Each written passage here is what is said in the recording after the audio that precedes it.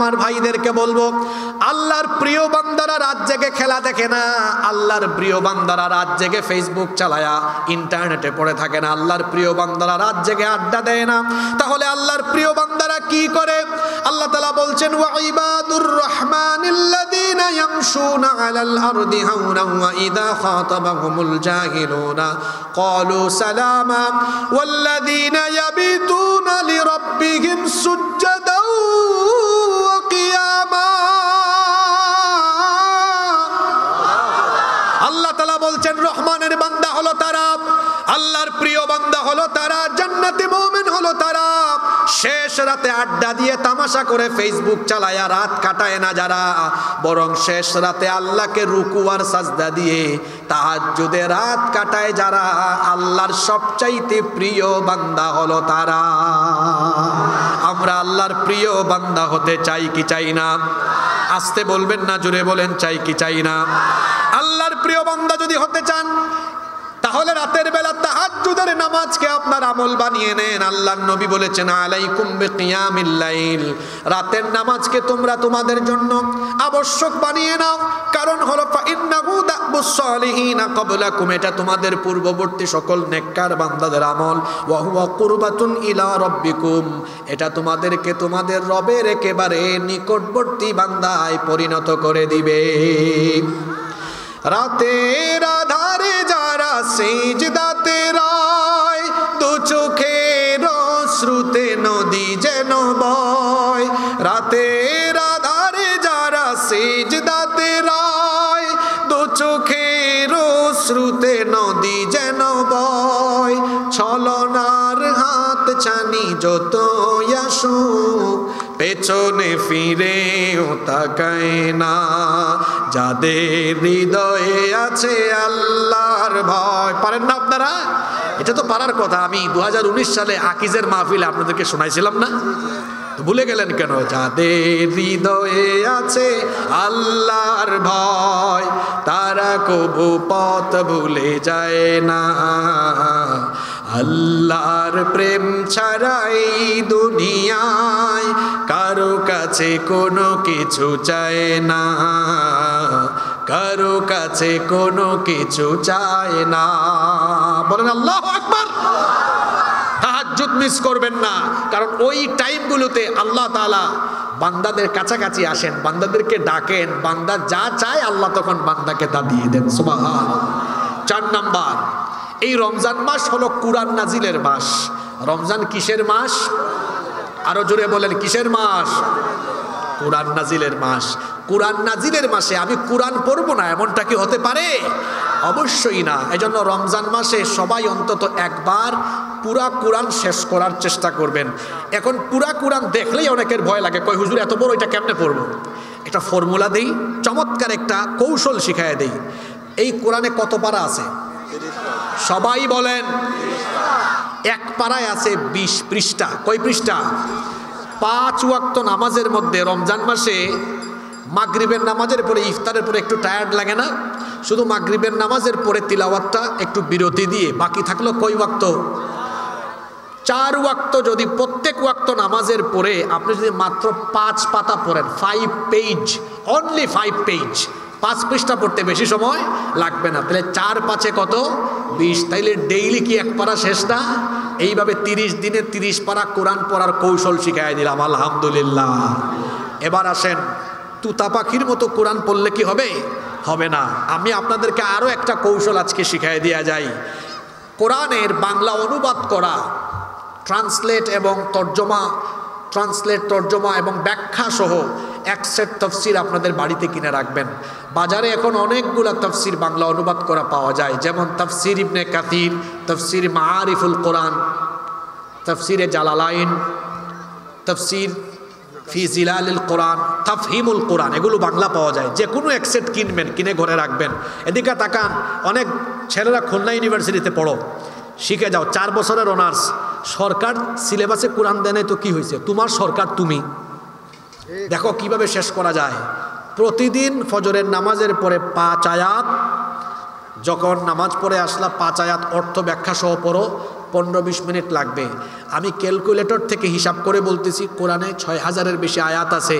কেউ যদি ডেইলি 5 আয়াত করে অর্থ ব্যাখ্যা সহ পড়ে, 4 বছরে অনার্স শেষ হওয়ার পাশাপাশি তার পুরা কোরআনের একবার তাফসীর পড়াও শেষ হয়ে যাবে। সুবহান। পরিকল্পনা নাই, আমাদের পরিকল্পনা নাই, এজন্য কাজ হয় না। আচ্ছা, কেউ যদি 5-এর জায়গায় এখন 10 আয়াত করে, তাইলে কি হবে? কয় বছর? মাস্টার্স করতেছে, মাস্টার্সই উঠছে, ছেলেটা এখনো শেষ করে নাই, শিখাই দিয়া গেলাম 10 আয়াত করে পড়ো, 2 বছরে মাস্টার্সও শেষ, কোরআন পড়াও। আমরা যারা ব্যবসায়ী আছি বা অন্যরা আছি, আমরাও এই ফর্মুলা গ্রহণ করি। 5 আয়াত করে পড়লে কত বছর? 4 বছর। 10 আয়াত করে পড়লে 20 করে পড়েন, কত বছর? কত বছর? আমাকে কিছু ছেলেরা বলে, হুজুর আমি কলেজ বিশ্ববিদ্যালয়ে পড়েছি, আমি কি দিনের দায়ী হতে পারবো? কেন হতে পারবা না? ডেইলি 20 আয়াত করে পড়ো, 1 বছরে তোমার পুরা কোরআন পড়া শেষ হয়ে যাবে। আল্লাহু আকবার। 20-এর জায়গায় 40 করেন, কত? 40-এর জায়গায় 80 করেন, 160 করেন, 1.5 মাস। 160 বেশি হয়ে যাবে। আমি 5 থেকে 20 পর্যন্ত থাকি। 5 আয়াত করে পড়লে কত? 4 বছর। 10 আয়াত করে পড়লে, 20 আয়াত করে পড়লে, আপনাদের জন্য সিলেবাস হলো 3টা, হয় 5, নইলে 10, নইলে 20, যে কোনো একটা সিলেক্ট করেন। সিদ্ধান্ত আপনার। নাও ডিসিশন ইজ ইউর। সিদ্ধান্ত কার? 5 আয়াত, 10 আয়াত, 20 আয়াত পড়বেন তো? পড়বেন তো? গেল আমাদের 4 নাম্বার আমল। 5 নাম্বার আমল হলো, রমজান মাসে তারাবিহের নামাজ মিস দিবেন না। তবে তারাবির আগে 5 ওয়াক্ত নামাজ ঠিক রেখেন। অনেকে আছে রমজান মাসে রোজা রাখে কিন্তু নামাজে যায় না। এরকম মুসলমান আপনাদের ফুলতলায় নাই? আছে মানে অনেক বেশি আছে। এখন রমজান মাসে রোজা রেখে কয়টা ফরজ আদায় করলো? একটার 5 ওয়াক্ত নামাজ 5 বারে কয়টা ফরজ বাদ দিল? হিসাব করলে সে লাভে আছে না লসে আছে? জোরে বলেন, লাভে না লসে? বিরাট লসে আছে। 5 ওয়াক্ত নামাজ মিস করবেন না, পাশাপাশি তারাবির নামাজ মিস করবেন না। তবে তারাবির নামাজ পড়তে গিয়ে আবার তারাবির নামে তাড়াতাড়ি করে তামাশাও করবেন না, হক আদায় করে পড়বেন।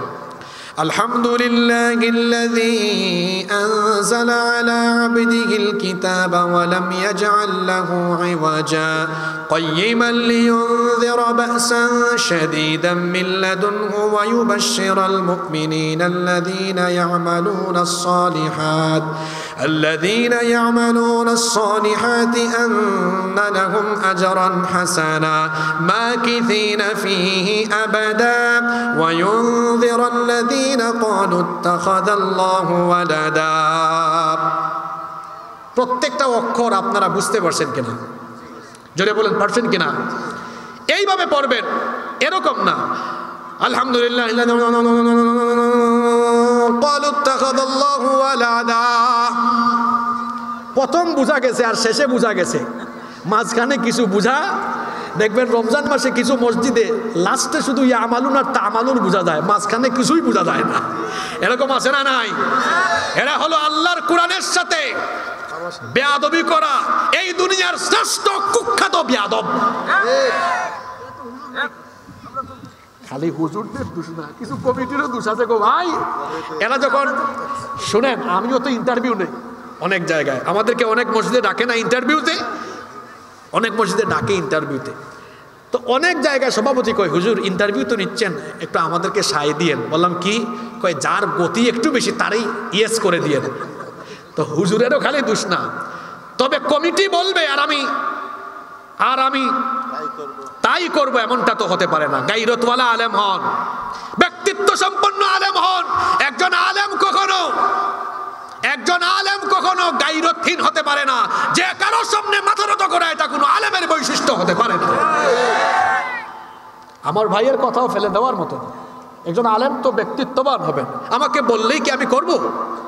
অবশ্যই না, বরং আমরা বুঝাবো যে তারাবি এমনি না। শোনেন, এই যে স্পিডে পড়লেন, 20 রাকাত পড়তে যদি 40 মিনিট লাগে, আস্তে আস্তে পড়লে হয়তো 1 ঘন্টা 20 মিনিট লাগবে। এই যে 20-25 মিনিট বেশি লাগলো, কিন্তু একটা নিশ্চয়তা থাকবে যে নামাজটা কি হবে, কবুল হবে। কিন্তু 40 মিনিটে যা পড়লেন, এটা কবুল হওয়ার কোনো সম্ভাবনা আর থাকলো না, এটা বেয়াদবি হইল। তাইলে আমি কয়টা আমলের কথা বললাম? জোরে বলেন কয়টা? 1 নাম্বার, ডেইলি তওবা ইস্তেগফার 70 থেকে। রমজান মাসে ডেইলি আমরা দোয়া করব। আর বিশেষ কয়টা মুহূর্ত বলেছি? 3, তাহাজ্জুদ মিস করব না। এমনিতেই তো রমজান মাস ছাড়া অন্য সময় তাহাজ্জুদ পড়তে পারেন না, অ্যালার্ম দিলেও ঘুম ভাঙে না, কিন্তু রমজান মাসে তো ভোর রাতে সাহারি খাওয়ার জন্য উঠেন, একটু আধা ঘন্টা আগে উঠেন, তাহাজ্জুদটা পড়বেন তো ইনশাআল্লাহ। 4 নাম্বার কি বলেছি? তিলাওয়াত গ্যাপ দিব না ইনশাআল্লাহ। 5 নাম্বার কি বলেছি? তারাবির নামাজ মিস করব না ইনশাআল্লাহ। আমরা আলোচনার শেষ পয়েন্টে এসেছি। আজকের আলোচনার শেষ পয়েন্টটাই হলো সবচাইতে গুরুত্বপূর্ণ, এজন্য আমি এটা শেষে রাখছি। মনোযোগ আছে? আচ্ছা, টাইম বলে দিই। আপনারা কি 15-16 মিনিট আমার সাথে মনোযোগী হতে পারবেন? আমি টাইমে বললাম, মাত্র 15-16 মিনিট গভীর মনোযোগী হতে পারবেন? কথায় আছে না, শেষ ভালো যার সব ভালো। আচ্ছা, 3 নাম্বার পয়েন্ট। আজকে আমাদের আলোচনা 3 পয়েন্টে হচ্ছে। প্রথমে বলেছি রমজান মাসের ফজিলত সম্পর্কে, দ্বিতীয়ত বলেছি রমজানকে কাজে লাগানোর বিশেষ 5টা আমল, থার্ড অ্যান্ড ফাইনাল 3 নাম্বার পয়েন্টে আমরা আলোচনা করব রমজানের বিশেষ 2টা হাদিয়া। বিশেষ কয়টা হাদিয়া? রমজানে আল্লাহ তাআলা বিশেষ 2টা হাদিয়া দিয়েছেন। 1 নাম্বার হাদিয়া হলো সিয়াম, 2 নাম্বার হাদিয়া হলো, ধরে বলেন, সিয়াম আর কিয়াম আল্লাহ কেন দিয়েছেন? আসেন এই 2টা পয়েন্ট নিয়ে আলোচনা করে আমরা মোনাজাত করবো ইনশাআল্লাহ। মোনাজাতের আগে কারা কারা উঠবেন হাত তুলেন। আমার বাড়ি বেশি দূরে না আপনাদের বাড়ি বেশি দূরে? আমার বাড়ি বেশি দূরে না আপনাদের বাড়ি বেশি দূরে? আমার বাড়ি বেশি দূরে। তাহলে আগে উঠার কথা কে? আমি। আমারে ফালাইয়া তুই কেউ যাবেন না ইনশাআল্লাহ। 1 নাম্বার হাদিয়া সিয়াম। জুড়ে বলেন 1 নাম্বার হাদিয়া কি? এই যে সিয়ামের 30 দিনের একটা কোর্স আল্লাহ দিয়েছেন। কেন? যাতে পৃথিবীর 200 কোটি মুসলমান না খাইয়া থাকে। এই খাবার দাবারগুলো আল্লাহর সেভ হবে, এগুলো অন্য জায়গায় তিনি দিবেন। নাউজুবিল্লাহ। আমরা না খাইয়া থাকার জন্য কি আল্লাহ রোজা দিয়েছেন? জোরে বলেন দিয়েছেন। কেন আল্লাহ তাআলা আমাদেরকে 30 দিনের সিয়ামের কোর্স দিলেন? আল্লাহ নিজেই জানিয়ে দিলেন, ইয়া আইয়ুহাল্লাযীনা আমানু কুতিবা আলাইকুমুস সিয়ামু কামা কুতিবা আলাল্লাযীনা মিন ক্বাবলিকুম লাআল্লাকুম তাত্তাকুন। হে ঈমানদারেরা, তোমাদের উপরে রোজাকে ফরজ করে দেওয়া হয়েছে, যেমনি ভাবে তোমাদের পূর্ববর্তীদের উপরে রোজাকে ফরজ করা হয়েছিল। কেন এই 30 দিনের রোজার কোর্স তোমাদেরকে দেওয়া হলো? আল্লাহ বলছেন লাআল্লাকুম তাত্তাকুন, যাতে তোমরা তাকওয়ার চর্চা করে মুত্তাকি হতে পারো, তাকওয়াবান হওয়ার জন্য। জোরে বলেন তো কি হওয়ার জন্য? রমজান মাস হলো ট্রেনিং গ্রহণের মাস। ট্রেনিং, বছরে মাস হলো মোট কয়টা? 12 মাস। 1 মাস ট্রেনিংয়ের মাস। এই 1 মাস ট্রেনিং দিবে, আর 1 মাসে ট্রেনিং নিয়ে বাকি 11 মাস এইভাবে চলবে। এই জন্য 30 দিনের রোজার একটা কোর্স দিয়েছেন কে? এখন তাকওয়া চর্চা কিভাবে আছে? বেশি উদাহরণ দেওয়া লাগবে না। ওই যে আমি একটু আগে একটা কথা বলছি না, যে বুঝে তারে এক কথাই বোঝানো যায়, যে বুঝে না তারে 100 কথায়ও বোঝানো যায় না। এটা আবিয়েরটা মিসকিনরা তো বুঝবে না, বিয়ে শাদী করলে যারা বিবাহিত হেরা বুঝে। আপনার বউ তো হালাল, কিন্তু ভোর রাতে সাহরি খাওয়ার পর থেকে ইফতার পর্যন্ত হালাল বউয়ের কাছে যান না রমজান মাসে। হুকুমটা কার? জোরে বলেন হুকুমটা কার? আচ্ছা, যারা আবিয়েরটা মিসকিন এরা তো আরো কষ্টে আছে, আরো বিপদে। এদের তো কেউই নাই। যারা বিবাহিত এরা তো অন্তত রোজার ছাড়া বাকি কয়েক ঘন্টা তার বউ পায়, আর এত 24 ঘন্টাই পায় না, এত মিসকিন। তো এই রমজান মাসে 24টা ঘন্টা দেখা যায়। অন্যান্য সময়ে অনেক ছেলেরা আছে হারাম রিলেশন করে। রমজানের আগের দিন তার গার্লফ্রেন্ডকে বলে, শোনো আমি কিন্তু 1 মাস চ্যাটিংও করবো না, ডেটিংও করবো না, ঈদের পরে দেখা হবে। কিরে ফুলাপাইন, 1 মাস যদি নিজেকে সেফ রাখতে পারেন ট্রেনিং নিয়ে, আপনি বাকি 11 মাসও পারবেন। কি পারবেন না? রমজান এসেছে মানুষকে পরিবর্তন করার জন্য। এই যে রমজান মাসে অনেক মানুষ পরিবর্তন হয়, অনেকে দেখে হাসে, কয় দেখ নতুন নামাজি। অনেক মানুষ আছে গোটা বছর নামাজে আসে না, কিন্তু রমজানে আসে। হাসাহাসি করবেন না, রমজানে কারো পরিবর্তন দেখে হাসাহাসি করবেন না, কারণ রমজান এসেছেই মানুষকে পরিবর্তন করার জন্য। হাসাহাসি করবেন না, দাওয়াত দেন, ভাই এই যে পরিবর্তন হয়েছেন এটা ধরে রাখেন। রমজান মাসে তাকওয়ার চর্চাটা আছে কোন জায়গায় দেখেন আপনি। রমজান মাসে রোজা রেখেছে, ঘুষখুরো বলে এই শোনো হাদিয়া নিয়ে এখন আসিও না, ইফতারের পরে আইসো। এই যে রোজা রেখে খাইলো না, ঘুষটা খাইলো না। এমনকি সুদখোর, তার কাছে কেউ দিনের বেলা যদি সুদের টাকা নিয়েও আসে, কয় তুমি ভুল টাইমে আসছো, ফিরে যাও, ইফতারের পরে আসিও।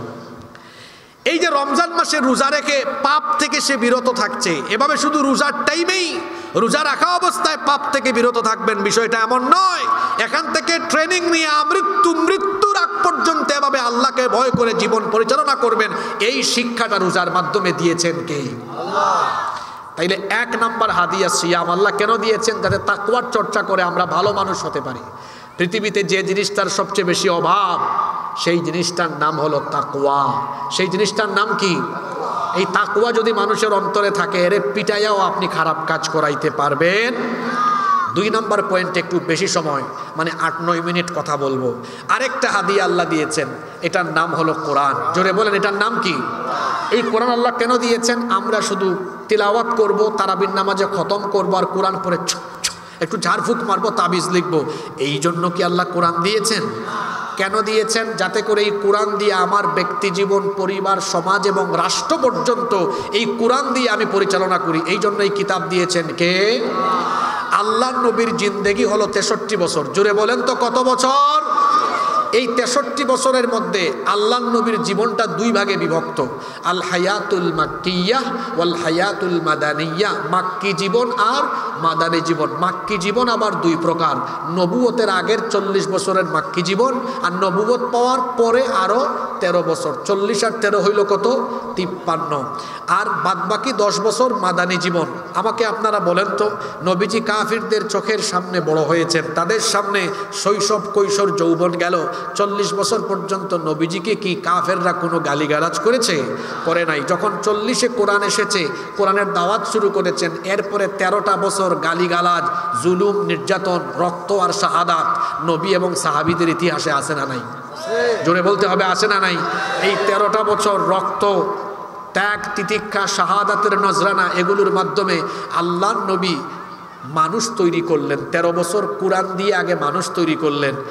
এরপরে মদিনাতে যাওয়ার পরে একটি রাষ্ট্র হিসাবে মদিনার গোড়াপত্তন করে ওফাতের আগ পর্যন্ত তিনি কোরআনের আলোয় তৈরি করা আলোকিত মানুষদেরকে ওই রাষ্ট্রের বিভিন্ন সেক্টরে বসায়া কোরআন দিয়ে এমন একটি রাষ্ট্র পরিচালনা করে গেলেন, যা কিয়ামত পর্যন্ত পৃথিবীর মানুষের কাছে দৃষ্টান্ত হয়ে থাকবে। আল্লাহু আকবার। তাহলে দেশ পরিচালনার রীতিনীতি, আদর্শ আমার নবীর জীবনের ভেতরে আছে না নাই? জোরে বলেন, আছে না নাই? কেউ যদি বলে কোরআন দিয়ে দেশ পরিচালনার কথা বলা এটা হলো ধর্ম ব্যবসা, এই বেটার ঈমান নাই, তারে কালেমা পড়ে আবার নতুন করে মুসলমান হওয়া লাগবে। এখন আসেন, কোরআন দিয়ে রাষ্ট্র পরিচালনা করলে ওই রাষ্ট্রের ফায়দা আছে না নাই? বহুবিধ ফায়দা আছে, কিন্তু আমি তো এতগুলো ফায়দার কথা আজকে বলতে পারবো না। আমি মাত্র 2টা ফায়দার কথা বলে আপনাদেরকে নিয়ে দোয়া করব। শোনেন, মানুষকে যতই বুঝান, আমরা মানুষ তো, আমাদের স্বভাব হলো স্বার্থ আছে যেদিকে আমরা আসি সেদিকে, লাভ আছে যেদিকে আমরা আসি, কি বলেন, লাভ আছে যেদিকে আমরা কি সেদিকে নাই? তাহলে শোনেন, কোরআনের রাষ্ট্র প্রতিষ্ঠা হলে অনেক লাভ আছে, তার মধ্যে 2টা লাভের কথা আজকে বলবো। জোরে বলেন তো কয়টা? আমি আপনাদেরকে অনুরোধ করে যাচ্ছি, আমি তো সারা বছরে খুলনায় প্রোগ্রাম করি সর্বোচ্চ 11 থেকে মাত্র 12 দিন। আমরা 2025-26 সালের জন্য এই খুলনা বিভাগের জন্য মাত্র 11 থেকে 12টা প্রোগ্রাম বরাদ্দ করেছি। তার তো সারা বছর তার আসার টাইম নাই। আমি অনুরোধ করে যাব, আমার বলা এই কথাগুলো আপনারা জনসাধারণের মাঝে ছড়িয়ে দিবেন, পারবেন তো ইনশাল্লাহ? এখন যে 2টা পয়েন্ট বলবো, আপনারা সচরাচর কোনো ওয়াজ মাহফিলে কিংবা মসজিদের খুতবার বক্তব্য এগুলো শুনবেন না। এগুলো সচরাচর সবাই বলে না, এগুলো নিয়ে স্টাডিও করে না, জনগণও মাথা ঘামায় না, হুজুরও মাথা ঘামায় না। এজন্য খুব মনোযোগ সহকারে শুনবেন। সবার কি মনোযোগ আছে? ঘুমটুম একটু ছাড়ায় নেই, কারণ 2টা কথা বলবোই 5-6 মিনিটে, একটু শুনে যাক সবাই। একটু তাকবীর দেন, লিল্লাহি তাকবীর, লিল্লাহি তাকবীর, লিল্লাহি তাকবীর। মনোযোগ আসছে না? কোরআনের রাষ্ট্র প্রতিষ্ঠা হলে অনেক লাভ, কিন্তু আজকে শুনবো কয়টার কথা? জোরে বলেন। এক, ওয়াজ করে লাভ নাই ভাই, আগে মানুষের পেটে খাবার দেওয়া লাগবে। পেট ঠান্ডা তো সব কিছু ঠান্ডা। কোরআনের রাষ্ট্র যদি প্রতিষ্ঠা হয়, এই দেশে খাবারের অভাবে কোনো মানুষ মারা যাবে না, দারিদ্রতা বলতে কোনো জিনিস সমাজে থাকবে না, অভাব অনটন থাকবে না। আপনি বলবেন হুজুর আপনি কি গলাবাজি চাপাবাজি করে গেলেন? না, আমি আপনাকে বুঝাইয়া যাব কিভাবে দারিদ্রতা দূর হবে। আল্লাহ তাআলা সূরা হজের মধ্যে বলেছেন, আল্লাযীনা ইম্মাক্কান্নাহুম ফিল আরদি আকামুস সালাতা ওয়া আতাউজ যাকাতা ওয়া আমারু বিল মা'রুফি ওয়া নাহাউ আনিল মুনকার। আমি যদি মুমিনদেরকে ক্ষমতা দেই তাহলে এক নম্বরে তারা সালাত কায়েম করবে, দুই নম্বরে তারা যাকাত আদায় করবে। জোরে বলেন তো, কি আদায় করবে? সবাই বলেন, আবার বলেন। যাকাত শব্দটির সাথে আমরা পরিচিত, কিন্তু রসুল যে সিস্টেমের যাকাত আদায় করতে বলেছেন, আল্লাহ যে সিস্টেমের যাকাত আদায় করতে বলেছেন, এটার সাথে আমরা বেশিরভাগ মানুষ পরিচিত নই। কারণ আমাদের দেশে যাকাত মানেই মানুষ মনে করে যে ঈদের আগে যাকাতের কিছু শাড়ি লুঙ্গি আনবো কিনে। যাকাতের শাড়ি লুঙ্গি মানে কি? যেটা একবারের বেশি দুইবার পরা যায় না, এগুলো দিয়ে গরিব মানুষের সাথে তামাশা করে। যাকাতের উদ্দেশ্য গরিব মানুষকে শাড়ি লুঙ্গি বিতরণ করা নয়, যাকাতের উদ্দেশ্য গরিবী হালত দূর করে দেওয়া, চিরতরে বেকারত্ব দূর করা। এজন্য যাকাতের নামে যারা শাড়ি লুঙ্গি দেয় এদের যাকাত আদায় হয় না। এরা যাকাতের নামে গরিবের নামে, এরা যাকাতের নামে গরিবের সাথে তামাশা করে। তাহলে যাকাত আদায়ের উদ্দেশ্যটা কি? মনোযোগ আছে? যাকাত আদায়ের উদ্দেশ্য হলো সমাজে কোনো বেকার থাকবে, কারো ঘরে অভাব থাকবে। এবার শুনেন যাকাতের সিস্টেমটা কেমন।